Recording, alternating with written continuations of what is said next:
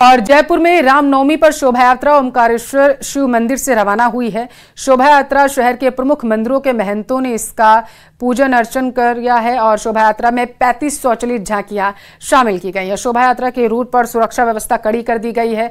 ज्यादा जानकारी के साथ हमारे संवाददाता विष्णु शर्मा जयपुर से हमारे साथ लाइव जुड़ चुके हैं। विष्णु, शोभा यात्रा की भव्य तस्वीरें आपके पीछे हम देख पा रहे हैं, लोगों में कितना उत्साह है? देखिए, साढ़े 3 घंटे का वक्त है, पूरा हो चुका है। शोभा यात्रा रामगंज चौपड़ होते हुए बड़ी चौपड़ पहुंची। मैं दिखा रहा हूं बड़ी चौपड़ के दृश्य। ये बड़ी चौपड़ का दृश्य यहाँ पर इस वक्त रामगंज बाजार से होते हुए सभी स्वचालित झांकियां इस वक्त बड़ी चौपड़ की तरफ आ गई है।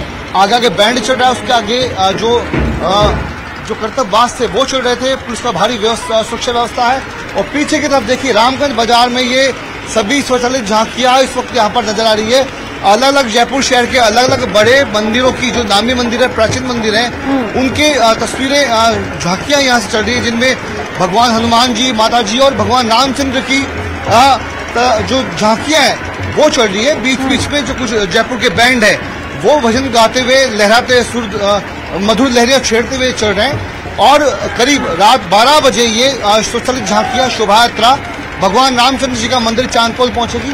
मैं आपको दिखा रहा हूँ, देखिए ड्रोन के जरिए भी निगरानी यहाँ पर की जा रही है। जो आसमान में ड्रोन है उसके जरिए सभी शोभा यात्रा की, चूंकि रामगंज बाजार एक संवेदनशील इलाका है और यहीं पर पुलिस जहाँ पर फोर्स के साथ नीचे चल रही है, वहीं पर ड्रोन के जरिए इस शोभा यात्रा की सुरक्षा व्यवस्था को लेकर के निगरानी यहाँ पर चल रही है। और वहीं पर जयपुर शहर के हजारों की संख्या में जो लोग हैं वो आरती करने के लिए, भगवान राम के दर्शन करने के लिए सड़कों पर उतरे हुए मैं दिखा रहा हूँ। ये देखिए झांकी को महिलाएं जो है अपने बच्चों को झांकी के सामने ले जाकर के यहाँ प्रसाद ले रही है, वहां भगवान राम के दर्शन कर रही है। चूंकि आगे ये जीर्ण माता की एक सवारी चल रही है, जयपुर का प्राचीन मंदिर है और वहीं पर महिलाओं आशीर्वाद ले रही है, सुहाग की कामना कर रही है। लेकिन आज एक अलग ही जयपुर शहर में एक उल्लास का माहौल आज नजर आ रहा है, चूंकि 2 दिन के बाद चुनाव भी है और आज चूंकि रामनवमी है, अयोध्या में हाल ही में भगवान राम का मंदिर बना था, ऐसे में आज ये जो उत्साह है लोगों का, जयपुर शहर वासियों का, वो बहुत देखते हुए बन रहा है। लाजमी है विष्णु, क्योंकि 500 साल के बाद ऐसा मौका आया जब रामलला जो है अपने भव्य और शानदार मंदिर में विराजमान है और लोगों में भारी उत्साह इस वजह से भी है क्योंकि 500 साल बाद वो रामनवमी ऐसी आई है जब रामलला अपने मंदिर में विराजमान है। उत्साह लोगों में है और उत्साह में आप जैसा बता रहे कि चुनाव भी होने वाले हैं, बेहद संवेदनशील इलाकों से ये जो शोभा यात्रा है ये निकल रही है। ऐसे में सुरक्षा व्यवस्था के लिहाज से अगर विष्णु देखें तो कितनी वहां पर चाक चौबंद सुरक्षा व्यवस्था है, कितने जवानों को तैनात किया गया है, जरा बताइएगा। और इसके साथ ये भी बताइएगा कि ट्रैफिक को लेकर के क्या गाइडलाइन जो है वो जारी की गई? देखिए, मैं दिखा रहा हूँ कि करीब 1000 से ज्यादा पुलिस के जो जवान हैं वो यहाँ पर सुरक्षा व्यवस्था में लगे हुए हैं। वहीं पर ड्रोन के जरिए पूरी निगरानी की जा रही है। Police commissioner Biju George Joseph, उसके अलावा जो कमिश्नर के तमाम जो बड़े अधिकारी हैं वो आज सुरक्षा व्यवस्था में लगे हुए। सबसे खास बात है कि सादा वर्दी में भी भीड़ के बीच में पुलिस कर्मियों को लगाया गया ताकि किसी भी तरीके से कोई जो शांति व्यवस्था वो बिगड़ ना सके। और इसीलिए ये जो भीड़ है, उन भीड़ के बीच में पुलिसकर्मी आज सादा वस्त्रों में चल रहे हैं, दुपट्टे ओढ़ के चल रहे हैं। तो ये सुरक्षा के लिए देखिए ड्रोन उड़ रहा है, ड्रोन मैं दिखा रहा हूँ। अपने कैमरा पर्सन अविनाशी से कहूँगा, अविनाशी ड्रोन, ये देखिए ड्रोन के जरिए निगरानी यहाँ पर हो रही है। तो आप देख सकते हैं सुरक्षा जो कारण है, सुरक्षा का जो इंतजाम है वो बेहद पुख्ता किए हुए हैं इस बार। और खासतौर पर जबकि शोभा यात्रा रामगंज से गुजर रही है, रामगंज एक परकोटे का संवेदनशील इलाका है जहां से देखिए वापस से शोभा यात्रा के जो दृश्य हैं वो रामगंज बाजार के हैं। एडिशनल पुलिस कमिश्नर कुंवर राष्ट्रदीप यहाँ चल रहे हैं और पीछे स्वचालित झांकियां यहाँ से गुजर रही है। 3 घंटे का वक्त अब तक पूरा हो चुका है और उसके बाद रात करीब 12 बजे ये झांकियां भगवान रामचंद्र के मंदिर चांदपुर बाजार पहुंचेगी, वहां ये झांकियां विसर्जित होगी और उसके बाद वापस से लोग अपने घरों पर लौट सकेंगे। तो जयपुर शहर में 500 वर्ष के बाद जबकि अयोध्या में भगवान रामलला आए हैं, आज सूर्य तिलक भी किया जाता, तो उसका जो उत्साह है वो आज इस शोभा यात्रा में देखने को मिल रहा है। मैं खुद परकोटा का रहने वाला हूँ, इससे पहले इतनी भीड़ शायद ही नजर आई होगी जो भीड़ आज इस शोभा यात्रा में नजर आ रही है। जी एक बार बताइएगा विष्णु कि अभी कौन कौन से क्षेत्रों से ये शोभा यात्रा जो है ये होकर के गुजरेगी, दर्शकों को बताइएगा। देखिए, शाम को 4:30 बजे ये शोभा यात्रा सूरजपुर अनाज मंडी से रवाना होकर के और रामगंज बाजार होते हुए रामगंज चौपट पहुंची।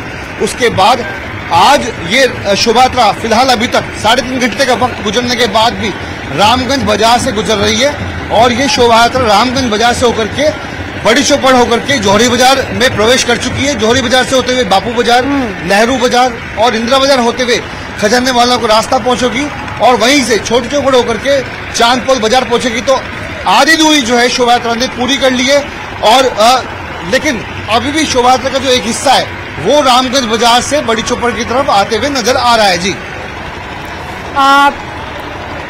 विष्णु, एक बार तस्वीरें हम देख रहे हैं कि बेहद ही शानदार है। झांकियां जो हैं वो मन को मोह रही हैं, ये आकर्षण का केंद्र होती हैं जिन्हें देखने के लिए बड़ी संख्या में लोग एकत्रित होते हैं। एक बार इन झांकियों के बारे में बताइएगा कि कितनी झांकियां वहां पर शोभा यात्रा में जो हैं निकाली जा रही हैं, और तस्वीरें जरा सा दिखाते रहिएगा, कैमरामैन से बोलिएगा। देखिए, बिल्कुल करीब 35-40 झांकियां हैं, उसके अलावा अन्य झांकियां हैं जिनको आज शोभा यात्रा में शामिल किया गया है। अक्सर वो झांकियां हैं जो देखिए भगवान हनुमान जी, यानी कि जब भगवान हनुमान जी संजीवनी बूटी लेने के लिए गए थे, उसके अलावा जब समुद्र लांग करके गए थे लंका में, वही झांकी इस वक्त नजर आ रही है भगवान हनुमान जी की। और उसके पीछे पीछे फिर से हनुमान जी।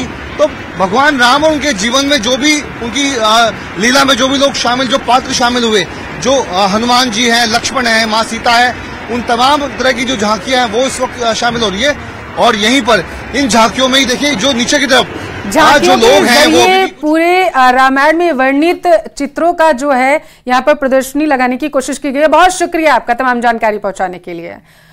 आगे बढ़ेंगे। कांग्रेस भगवान राम की प्राण प्रतिष्ठा कार्यक्रम में जाने से भले ही किनारा करती हो, लेकिन जोधपुर में लगा कांग्रेस का एक पोस्टर चर्चा का विषय बना हुआ है। बताया जा रहा है कि पोस्टर कांग्रेस प्रत्याशी करण सिंह उचियारड़ा की ओर से लगाया गया है। राम सदा हर व्यक्ति के मन में रहे हैं, हमारे आराध्य देव रहे हैं और उनकी पूजा हिंदू धर्म का प्रत्येक व्यक्ति करता है। जो आज तक इफ्तियार पार्टियां करते थे वो अब रामनवमी की भी हार्दिक शुभकामनाएं दे रही है।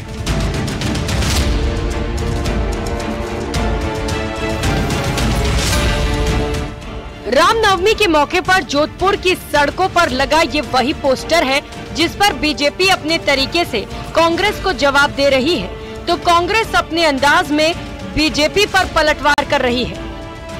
रामनवमी का त्योहार है और पूरा देश और प्रदेश राममय नजर आ रहा है। जोधपुर भी इससे अछूता नहीं है, लेकिन इस बार जोधपुर में एक आकर्षण का केंद्र बना है ये पोस्टर जो आप मेरे पीछे देख रहे हैं, जिसमें कि श्री रामनवमी की हार्दिक बधाई देते हुए करण सिंह उचियारड़ा नजर आ रहे हैं और साथ ही साथ इस तस्वीर में अशोक गहलोत भी नजर आ रहे हैं। हालांकि राम सबके हैं ये बात कही जाती रही है, सुनी जाती रही है, लेकिन इस बार लोगों के निशाने पर यह पोस्टर वार नजर आ रहा है। कांग्रेस भगवान राम के अस्तित्व पर सवाल खड़े कर रही है। ऐसे में रामनवमी पर प्रदेश की जनता को बधाई देना बीजेपी को कांग्रेस पर हमला करने का मौका दे रहा है। वैसे देखा जाए तो प्रभु राम सभी के हिंदुओं के आराध्य देव है, लेकिन कांग्रेस पार्टी आज तक ये कहती है कि राम पर राजनीति नहीं होनी चाहिए और आज इन्होंने ये राम के पोस्टर लगा के राजनीति शुरू कर दी है। जो आज तक इफ्तियार पार्टियां करते थे वो अब रामनवमी की भी हार्दिक शुभकामनाएं दे रही है। आज तक हमने कांग्रेस पार्टी को, कांग्रेस के मुखिया को, जोधपुर के मुख्यमंत्री को, राजस्थान के मुख्यमंत्री को कांग्रेस के उन्होंने हम इफ्तियार पार्टियां करते हुए देखे हैं, ना कोई नवरात्रि की पूजा में देखा है, ना रामनवमी की पूजा करते हुए देखा है इनको। पोस्टर अब इनको भगवान ने थोड़ी बहुत सद्बुद्धि दी है, इनमें समय लगेगा। वास्तव में जैसे उत्तर प्रदेश की बात करें तो जब ये विवादित ढांचे के समय कांग्रेस सरकार थी उस समय गोलियां चलाई थी और आज इस तरह के पोस्टर लगाते हुए इनको थोड़ा सोचना चाहिए। एक काल्पनिक कहते थे इनको, जो रावण वाली जो बात है उन पर भी ये काल्पनिक बातें करते थे। मैं ये सिर्फ ढकोसला इनके लिए है, ये सनातनी कभी नहीं हो सकते। रामनवमी के मौके पर जोधपुर कांग्रेस प्रत्याशी करण सिंह उचियारड़ा की तरफ से पोस्टर लगाया गया है, जिसमें पूर्व मुख्यमंत्री अशोक गहलोत उनके साथ नजर आ रहे हैं। पोस्टर में एक तरफ दोनों नेता नजर आ रहे हैं, तो वहीं भगवान राम की तस्वीर के दोनों तरफ ऊपर की ओर कांग्रेस के दूसरे दिग्गज भी दिख रहे हैं। इन बातों पे हम न जाए तो ये अच्छा है। राम काल्पनिक थे या नहीं थे, ये जिन्होंने उठाया या जिन व्यक्तियों ने ये बात की है, ये उनसे पूछा जाएगा। राम कभी भी काल्पनिक नहीं रहे हैं। राम सदा हर व्यक्ति के मन में रहे हैं, हमारे आराध्य देव रहे हैं और उनकी पूजा हिंदू धर्म का प्रत्येक व्यक्ति करता है। कहते हैं तेज आंधी में जो पेड़ नहीं झुकते वो टूट जाते हैं। ये फलसफा राजनीति पर भी लागू होता है। जाहिर है वक्त बदल चुका है, ऐसे में कांग्रेस भी अपनी राजनीति के तौर तरीके बदल रही है। कांग्रेस पर राम विरोधी होने के आरोप अक्सर लगते रहे हैं। ऐसे में इस पोस्टर से बीजेपी को उस पर तंज कसने का मौका मिल गया है। कांग्रेस का भी पक्ष जाना और भाजपा के लोगों ने जो आरोप लगाए थे हमने वो भी सुने। कुल मिलाकर के बात यह है कि इन दिनों राममय माहौल के बीच में दोनों ही पार्टियों के लिए यह माहौल राजनीति से भी प्रेरित नजर आ रहा है। जोधपुर से कैमरा पर्सन समीर खान के साथ रंजन दवे, न्यूज़ 18 राजस्थान। और पहली बार चुनाव लड़कर प्रदेश के सीएम बने भजनलाल शर्मा की प्रसिद्धि दिन प्रतिदिन बढ़ती जा रही है। सोशल मीडिया में भी वो किसी से कम नहीं है। पिछले 4 महीने में सोशल मीडिया प्लेटफॉर्म पर उनके फॉलोअर्स की संख्या काफी बढ़ चुकी है।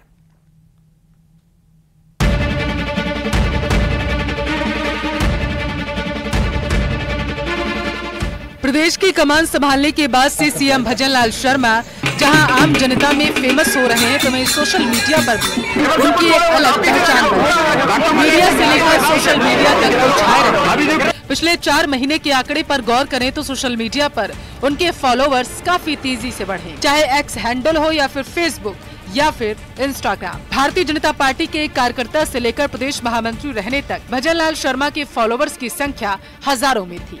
इंस्टाग्राम की बात करें तो मुख्यमंत्री बनने से पहले तक उनके फॉलोअर्स महज 7,400 फॉलोअर्स थे, जबकि एक्स पर 26,000 फॉलोअर्स थे।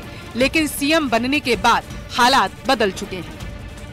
इंस्टाग्राम पर 8,20,000 से ज्यादा लोग सीएम भजनलाल शर्मा को फॉलो कर रहे हैं, तो वहीं एक्स हैंडल पर उनको फॉलो करने वालों लोगों की संख्या 2,74,000 से ज्यादा है। वहीं फेसबुक पर 5,28,000 उनके फॉलोअर्स हैं। सीएम भजनलाल शर्मा ने प्रदेश का जैसे ही कार्यभार संभाला, कई बड़े फैसले लिए, जिसमें PKC ERCP लिंक परियोजना, शेखावाटी के लिए यमुना का पानी लाने का फैसला या फिर पेपर लीक माफियाओं पर सरकार का कड़ा रुख। इन सब फैसलों ने प्रदेशवासियों के बीच एक नई पहचान उनकी बनाई, जिसका असर जनता के साथ साथ सोशल मीडिया पर भी देखने को मिला।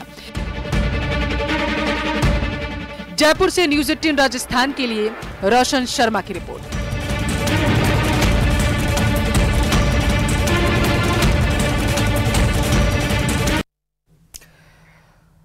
और अब बात आग के तांडव की, जो कि अजमेर के ब्यावर में देखने को मिला।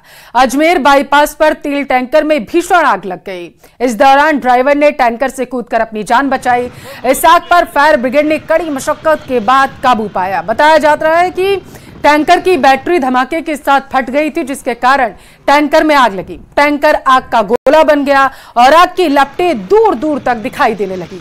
टैंकर में धमाके के साथ ही आग लगने की जानकारी के बाद आसपास के लोगों में अफरा तफरी का माहौल बन गया। घटना की सूचना पर सदर थाना पुलिस मौके पर पहुंची। दमकल विभाग के साथ सूचना मिलने के बाद दमकल कर्मी दमकल वाहन के साथ मौके पर पहुंचे और आग पर काबू पाने का प्रयास शुरू किया गया, लेकिन आग बढ़ती देख श्री सीमेंट से भी दमकल बुलानी पड़ी।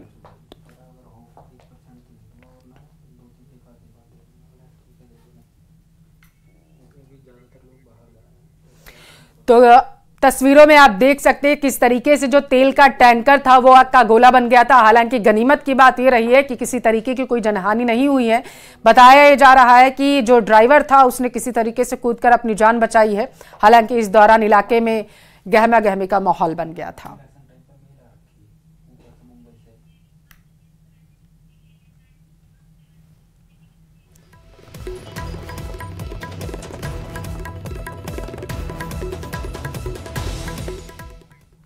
रिलायंस इंडस्ट्री के चेयरमैन मुकेश अंबानी के छोटे बेटे अनंत अंबानी ने पुरी में भगवान जगन्नाथ के दर्शन किए। कड़ी सुरक्षा व्यवस्था के बीच अनंत अंबानी भगवान जगन्नाथ मंदिर पहुंचे और पवित्र त्रिमूर्ति के दर्शन किए। बताया जा रहा है कि अनंत अंबानी बीजू पटनायक अंतर्राष्ट्रीय हवाई अड्डे पर पहुंचने के बाद पुरी जगन्नाथ मंदिर पहुंचे थे। अनंत अंबानी को Z+ श्रेणी की सुरक्षा के साथ मंदिर में ले जाया गया, जहां मंदिर प्रशासन की ओर से अनंत अंबानी का स्वागत किया गया।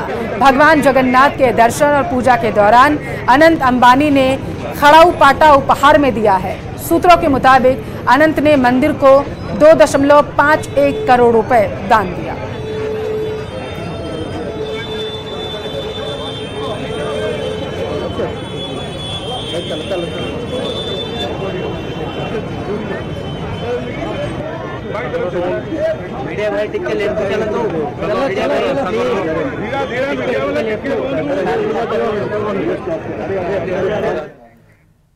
और इसी के साथ फिलहाल के लिए इस बुलेटिन बस इतना ही। रुकते हैं एक छोटे से ब्रेक के लिए, जल्द हाजिर होंगे।